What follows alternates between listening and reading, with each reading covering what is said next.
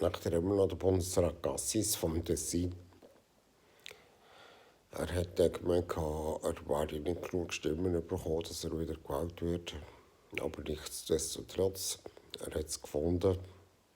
Oder sie haben ihn gefunden oder sie haben ihn gewählt, je nachdem gerade. Jetzt ist er Präsident. Er ist einfach der Präsident mit den wenigsten Stimmen, also der Bundesrat, der die wenigsten Stimmen kann holen. Aber das im Tessin unten.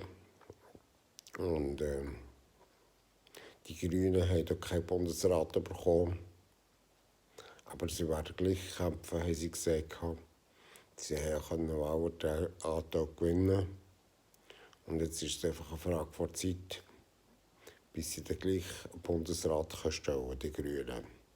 Also ich wünsche Ihnen viel Glück.